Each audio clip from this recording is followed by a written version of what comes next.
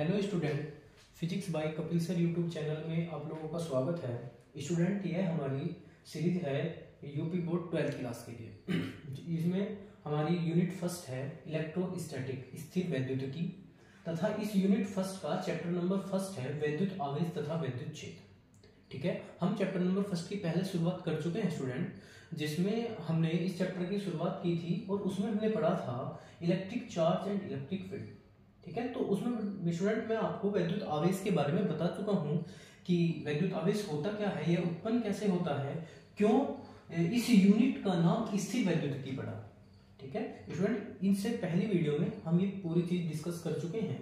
ठीक है, जिस स्टूडेंट ने वह वीडियो नहीं देखी है, पहले स्टूडेंट जाके वह वीडियो देख लें, उसके बाद आप लोगों को कंफर्म होगा कि इस यूनिट का नाम स्थिर वैद्युतिकी क्यों पड़ा और क्यों हम इसमें वैद्युत आवेश तथा वैद्युत क्षेत्र की बात करते हैं। ठीक है, इससे पहली वीडियो में जो हमने पढ़ा था वैद्युत आवेश होगा क्या और उसके टाइप, ये कितने टाइप का होता है। आज से 2600 वर्ष पूर्व यूनान के एक दार्शनिक हुए। ठीक है, उन्होंने क्या किया, अंबर नामक एक पदार्थ पर ऊन या बिल्ली की खाल से जब उसको रगड़ा तो उन्होंने देखा कि इस पे एक ऐसा गुण आ जाता है, एक ऐसी प्रॉपर्टी इसके ऊपर हो जाती है कि यह अपने से हल्की किसी भी वस्तु को अपनी ओर आकर्षित करने लगता है। यह पूरा जो डिस्कशन हम इससे पहली वीडियो में कर चुके हैं स्टूडेंट। अब इसी वीडियो में पढ़ेंगे हम वैद्युत आवेश का मात्रक क्या होता है, यूनिट ऑफ इलेक्ट्रिक चार्ज। ठीक है, आज की वीडियो शुरू करते हैं।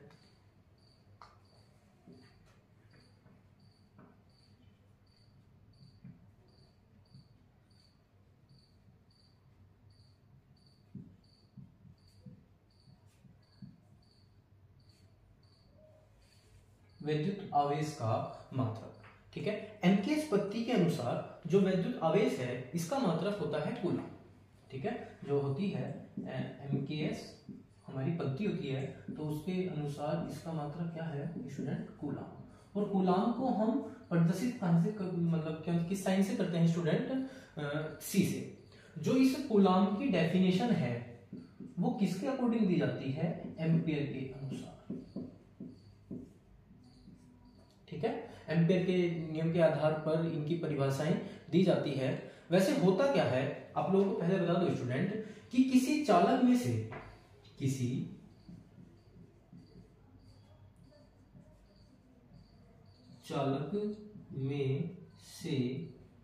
आवेश, किसी चालक में से वैद्युत आवेश के प्रवाह की दर को वैद्युत धारा कहते हैं। किसी चालक में से वैद्युत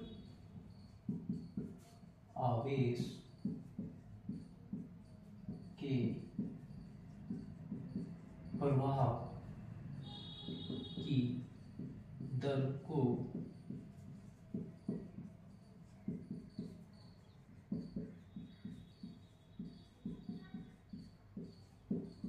ठीक है स्टूडेंट, किसी चालक में से वैद्युत आवेश के प्रवाह की दर को क्या कहते हैं, वैद्युत धारा। ठीक है, विद्युत धारा को हम डिनोट कैसे करते हैं स्टूडेंट, आई से, और आवेश को हम डिनोट करते हैं क्यू से, और जो उसके प्रवाह की दर है उसके समय के लिए हम डिनोट करते हैं टी से। तो आई बराबर क्यू अपॉन टी। तो अगर हम इसकी जो परिभाषा है वो दें, यदि किसी चालक में 1 एम्पियर की धारा, यदि किसी चालक में 1 एम्पियर की धारा 1 सेकंड के लिए प्रवाहित की जाए, ठीक है, 1 सेकंड के लिए प्रवाहित की जाए, तो उस चालक से गुजरने वाले वैद्युत आवेश कितना होगा, 1 कूलम होगा। ठीक है, इसकी डेफिनेशन लिख देते हैं। यदि किसी चालक में 1 एम्पियर की धारा, यदि किसी चालक में 1 एम्पियर की धारा 1 सेकंड तक प्रवाहित की जाए तो उस चालक से गुजरने वाला विद्युत आवेश की मात्रा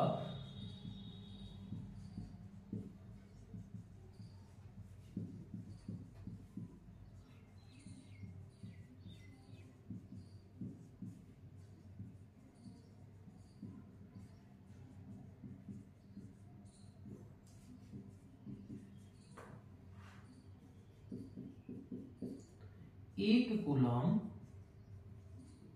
होती है। ठीक है स्टूडेंट, अब हमने पढ़ा वैद्युत आवेश का मात्रक n के स्पत्ति में होता क्या है बेटा, कूलाम, और कूलाम को हम डिनोट किससे करते हैं, C से। अब इसकी परिभाषा जो हम देंगे, कूलाम की परिभाषा वो एम्पीयर के नियम के हिसाब से देंगे। तो किसी चालक में से वैद्युत आवेश के प्रवाह की दर को स्टूडेंट कहते हैं वैद्युत धारा। आवेश के प्रवाह की दर, जब आवेश प्रवाहित तो होगा स्टूडेंट तो कुछ ना कुछ समय तो वो लेगा। हम मानते हैं कि वैद्युत धारा है I और आवेश है हमारा Q और प्रवाह की दर है जो वो है T समय, T समय से प्रवाहित हुआ। तो यदि किसी चालक में 1 एम्पीयर की धारा कितने समय के लिए, 1 सेकंड तक प्रवाहित की जाए, तो उस चालक से गुजरने वाले विद्युत फ्लक्स का मान जो मात्रा होती है वो कितनी होती है, 1 कूलाम। ठीक है, अब हम पढ़ते हैं स्टूडेंट कूलाम का नियम। क्या पढ़ते हैं, कूलाम का नियम।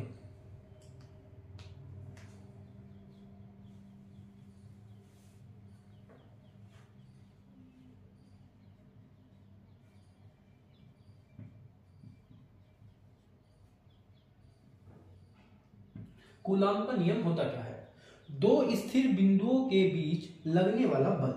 क्या होता है, दो स्थिर बिंदुओं के बीच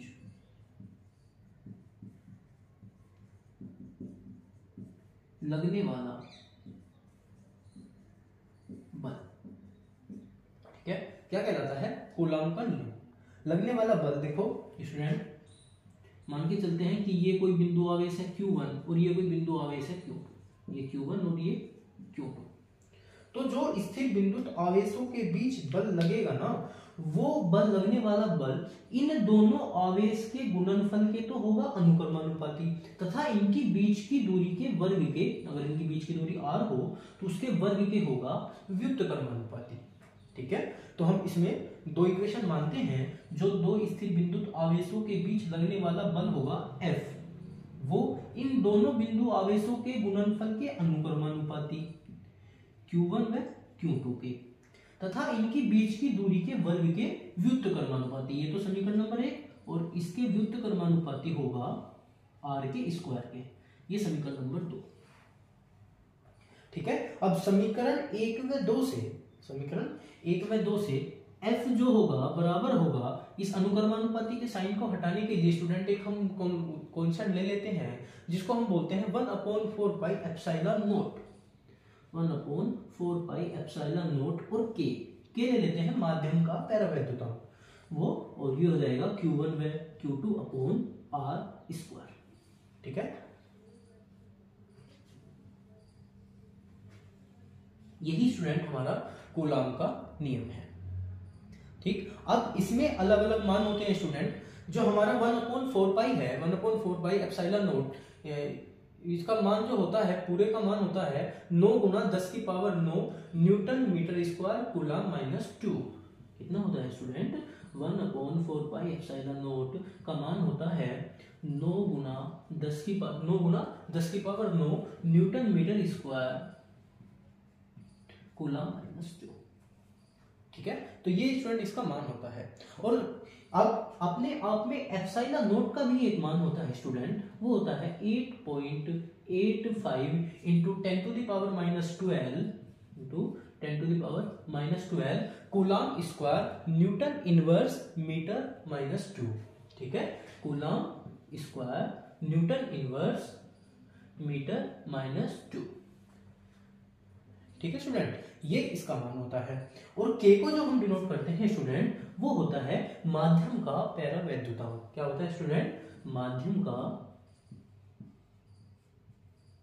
पैरावैद्युतांक।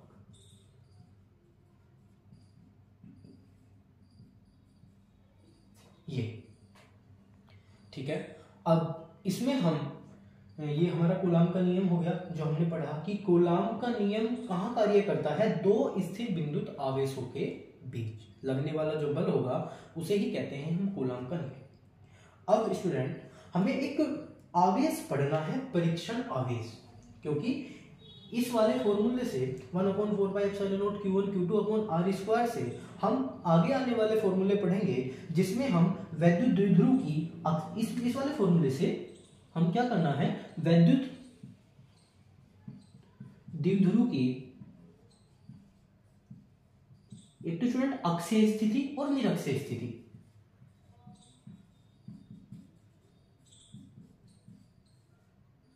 अक्षीय स्थिति क्या होगी और निरक्षीय।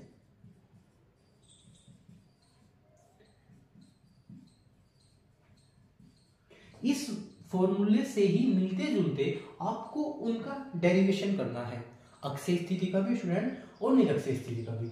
लेकिन उस डेरिवेशन को करने से पहले हम उसमें मानेंगे कि Q1 आवेश से R दूरी पर स्थित कोई परीक्षण आवेश है Q0। ठीक है, आपने पढ़ा है परीक्षण आवेश Q0 है, लेकिन वो परीक्षण आवेश होता क्या है ना? क्या हम उस परीक्षण आवेश को मानते हैं तो उसका अपना खुद का वैद्युत क्षेत्र होगा है? क्या उसका खुद का वैद्युत क्षेत्र होगा, या वो इतना बड़ा आवेश है या इतना छोटा आवेश है कि हम उसको इग्नोर कर दें? तो स्टूडेंट उस सभी को देखते हुए मैं आपको बताऊंगा पहले कि परीक्षण आवेश होता क्या है।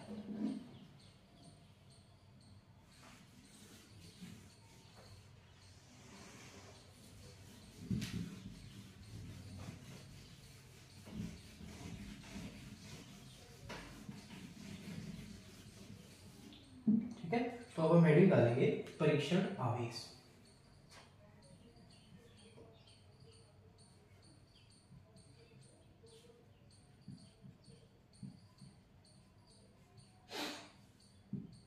इस परीक्षण आवेश को स्टूडेंट हम Q0 से डिनोट करते हैं।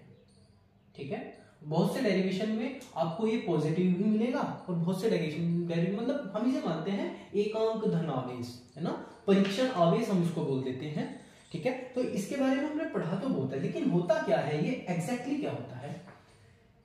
इस परीक्षण आवेश का सबसे पहली बात तो ये है स्टूडेंट कि ये बहुत ही अति लघु बिंदु आवेश होता है, बहुत ही कम। ये एक अति लघु बिंदु आवेश है। क्या है स्टूडेंट? एक अति लघु बिंदु आवेश जिसका अपना कोई वैद्युत क्षेत्र नहीं होता। एक अति लघु बिंदु आवेश है, इसका अपना कोई वैद्युत क्षेत्र नहीं होता। ठीक है, और सबसे बड़ी बात क्या है स्टूडेंट, ये एक वास्तविक आवेश नहीं है, यह एक काल्पनिक आवेश है, जिसे हम बोलते हैं काल्पित आवेश है। यह एक काल्पित आवेश है, काल्पित आवेश है और वास्तविक नहीं, वास्तविक नहीं। ठीक है, तो ये जो हम आवेश मानते हैं ना, तो ये एक माना हुआ आवेश है, एक काल्पनिक आवेश है, ये वास्तविक आवेश नहीं है। तो स्टूडेंट आपको पता चला आगे आने वाले प्रूफ में अगर हम किसी भी धन परीक्षण आवेश की स्टूडेंट बात करेंगे तो आपको वहां ये पता होना चाहिए कि ये एक अति लघु बिंदु आवेश है जिसका अपना कोई वैद्युत क्षेत्र नहीं होता, यह एक काल्पित आवेश है, वास्तविक नहीं। ठीक है स्टूडेंट, अब इससे आगे पढ़ेंगे हम वैद्युत क्षेत्र की तीव्रता। क्या पढ़ेंगे हम? वैद्युत क्षेत्र की तीव्रता।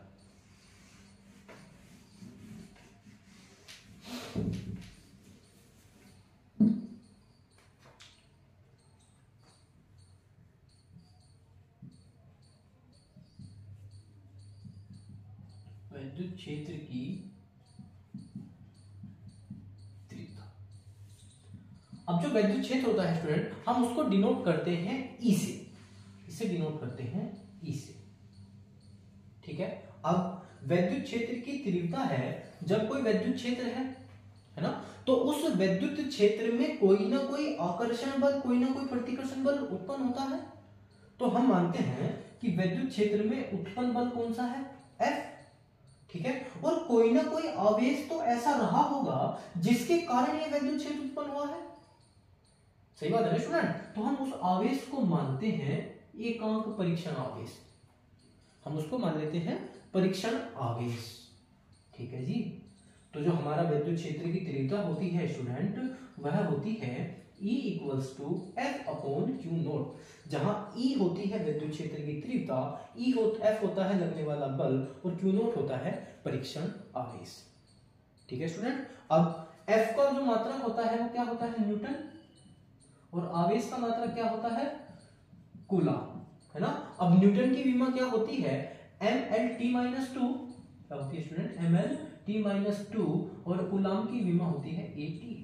अब इसकी विमा क्या होगी, इसकी विमा हो जाएगी mlt-2 है, एक ऊपर जाएगी तो ये भी माइनस की हो जाएगी, mlt-3, और a भी ऊपर जाएगा तो माइनस का हो जाएगा, तो mlt-3 a इनवर्स। ये विमा होगी किसकी, विद्युत क्षेत्र की। ठीक है। अब विद्युत क्षेत्र का अगर हम डेफिनेशन पढ़ें, डेफिनेशन अगर हम इसकी चाहें तो क्या होगी, विद्युत क्षेत्र में किसी बिंदु पर लगने वाला परीक्षण आवेश, किसी बिंदु पर, क्यों नोट क्या है, परीक्षण आवेश, विद्युत क्षेत्र में किसी बिंदु पर लगने वाला परीक्षण आवेश, ठीक है, परीक्षण आवेश पर लगने वाले बल के अनुपात को क्या कहते हैं, विद्युत क्षेत्र की तीव्रता कहते हैं। ठीक है। तो अब हम इसकी डेफिनेशन लिखते हैं, विद्युत क्षेत्र में स्थित किसी बिंदु पर रखे परीक्षण आवेश तथा लगने वाले बल के अनुपात को विद्युत क्षेत्र की तीव्रता कहते हैं। लिखें, विद्युत क्षेत्र में स्थित किसी बिंदु पर रखे परीक्षण आवेश पर, बिंदु पर रखे परीक्षण आवेश पर लगने वाले बल के अनुपात को विद्युत क्षेत्र की तीव्रता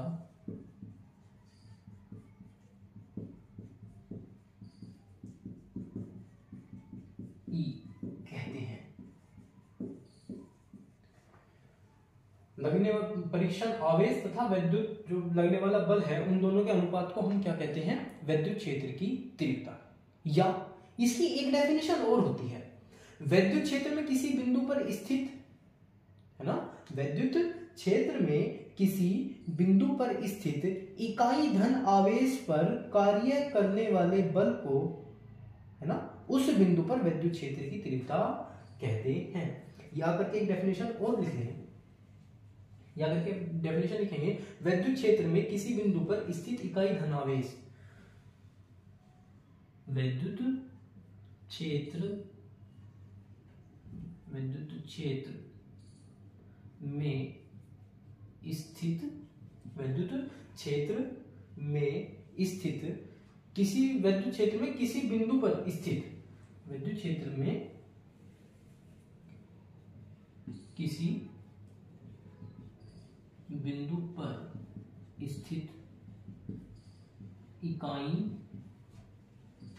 धनावेश पर लगने वाले, इकाई धनावेश पर कार्य करने वाले बल को, लगने वाले बल या कार्य करने, इकाई धनावेश पर कार्य करने वाले, इकाई धनावेश पर कार्य करने वाले बल को उस बिंदु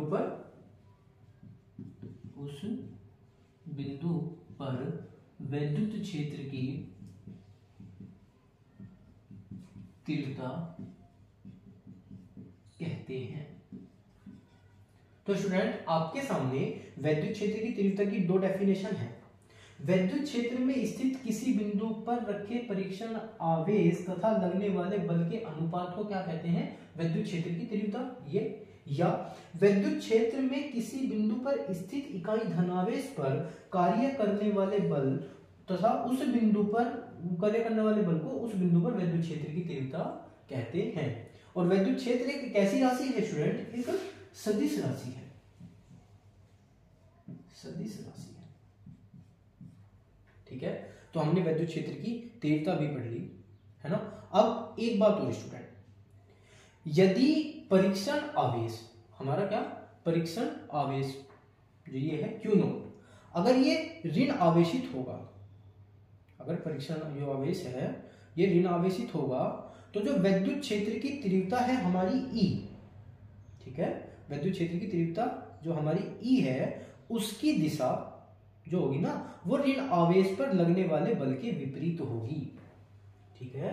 ये बात मैं लिख देता हूं, स्टूडेंट नोट करें, यदि परीक्षण आवेश ऋण आवेश है तो, यदि परीक्षण आवेश Q नोट ऋण आवेशित है तो, है ना, यदि परीक्षण आवेश Q नोट ऋण आवेशित है तो विद्युत क्षेत्र की तीव्रता E की दिशा है, तो विद्युत क्षेत्र की तीव्रता E, विद्युत क्षेत्र की तीव्रता E की जो दिशा है, E की दिशा ऋण आवेश पर लगने वाले बल के विपरीत होगी, ऋण आवेश पर लगने वाले बल के विपरीत होगी, ठीक है स्टूडेंट। तो यदि कोई परीक्षण आवेश Q नोट ऋण आवेशित है तो विद्युत क्षेत्र की तीव्रता E ऋण आवेश पर लगने वाले बल के विपरीत होगी। अगर ऋण आवेश पर बल लगा है इस साइड में, ठीक है, तो विद्युत क्षेत्र की तीव्रता जो होगी इसके विपरीत होगी, E, ऐसे, ठीक है स्टूडेंट। ये आप लोगों को समझ आई है। अब इससे जो नेक्स्ट हमारा हेडिंग है वो है वैद्युत विभव। क्या है स्टूडेंट? वैद्युत विभव।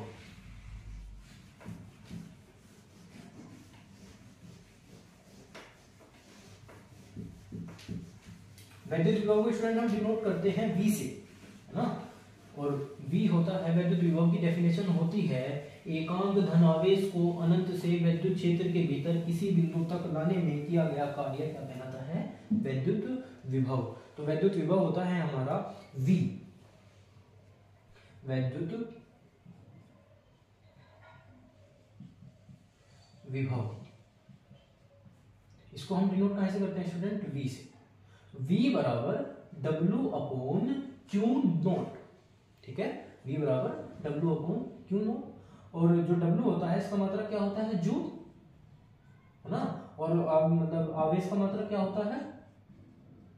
कूलम। और आवेश की विमा अभी मैंने आपको बताई थी क्या होती है, मतलब इसकी कूलम की विमा बताई थी आपको AT, और जूल की विमा होती है ml² T-2। इसकी विमा होती है जूल की ml² T-2, और कूलम की विमा होती है AT, है ना। अब इसकी विमा निकालो, ml² T-3 हो जाएगा, A इनवर्स। ये हो जाएगी विमा किसकी? वैद्युत विभव की, ठीक है। अब वैद्युत विभव की अगर हम पढ़ें डेफिनेशन, वैद्युत क्षेत्र में किसी बिंदु पर, वैद्युत क्षेत्र में किसी बिंदु पर वैद्युत विभव क्या होता है? एकांक धनावेश को, एकांक धनावेश या परीक्षण आवेश भी बोल सकते हैं, क्यों नोट, एकांक धनावेश को अनंत से वैद्युत क्षेत्र के भीतर किसी बिंदु तक लाने में किए गए कार्य क्या कहलाता है? वैद्युत विभव। इसकी हम डेफिनेशन लिखेंगे, वैद्युत क्षेत्र में किसी बिंदु पर, वैद्युत क्षेत्र में किसी बिंदु पर वैद्युत विभव, वैद्युत विभव एकांक धन आवेश को, एकांक धनावेश को अनंत से वैद्युत क्षेत्र के भीतर किसी बिंदु तक लाने में लाने में किए गए कार्य के बराबर होता है। या हम इसे बोल सकते हैं स्टूडेंट कि वैद्युत विभव होता क्या है, एकांक धनावेश को अनंत से वैद्युत क्षेत्र के भीतर किसी बिंदु तक लाने में किया गया कार्य हमारा क्या कहलाता है, वैद्युत विभव। अब इसी से मिलता जुलता एक नेक्स्ट टॉपिक है जिसको हम बोलते हैं विभवांतर। क्या बोलते हैं स्टूडेंट, वैद्युत विभवांतर। वैद्युत, अब इसमें तो क्या था, एकांक धनावेश को अनंत से वैद्युत क्षेत्र के भीतर हम लेके आए थे, लेकिन इसमें था कि एकांक धन आवेश को अनंत से वैद्युत क्षेत्र के भीतर एक बिंदु से दूसरे बिंदु तक ले जाने में किया गया कार्य क्या कहलाएगा, वैद्युत विभवांतर कहलाएगा। ठीक है, या हम इसकी एक डेफिनेशन वह देखेंगे कि वैद्युत क्षेत्र में किसी परीक्षण आवेश को वैद्युत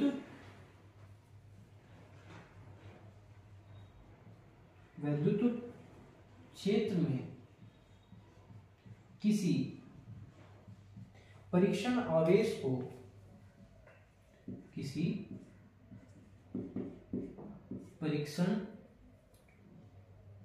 आवेश को एक बिंदु से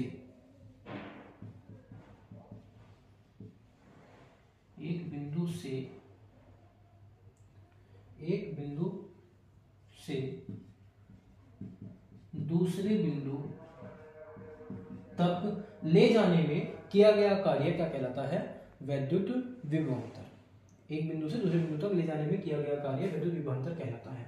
तो हम इसे जो लिखते हैं स्टूडेंट, वो लिखते हैं वैद्युत विभवांतर होगा VA कैसा हो जाएगा, एक बिंदु, और दूसरा बिंदु क्या होगा, VB।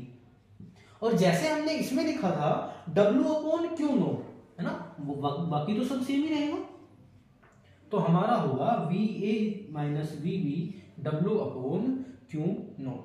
वैसे ही मात्रक होगा जूल प्रति कूलम, और इसे ही स्टूडेंट हम बोल देते हैं वोल्ट। क्या बोल देते हैं, वोल्ट। ठीक है, तो 1 वोल्ट बराबर क्या हो जाएगा, अगर हम यहां लिखें 1 वोल्ट बराबर 1 जूल प्रति कूलम, यही तो होगा, 1 जूल प्रति कूलम। ठीक है, तो स्टूडेंट आज की वीडियो में हमने पढ़ा वैद्युत क्षेत्र और वैद्युत आवेश का मात्रक, ठीक है, वैद्युत विभव, वैद्युत विभवांतर, परीक्षण आवेश। ठीक है, जो भी स्टूडेंट इस चैप्टर की बेसिक नॉलेज थी वो मैं आप लोगों को बता चुका हूं। ठीक है, इससे आगे हम पढ़ेंगे इनके नियम के उपयोग, वैद्युत ध्रुव की अक्षीय स्थिति, वैद्युत ध्रुव की निरक्षीय स्थिति, गॉस की प्रमेय। ठीक है, तो स्टूडेंट आज की वीडियो में इतना ही, और इससे आगे की वीडियो में मिलेंगे हम इससे आगे टॉपिक के साथ। Thank you student.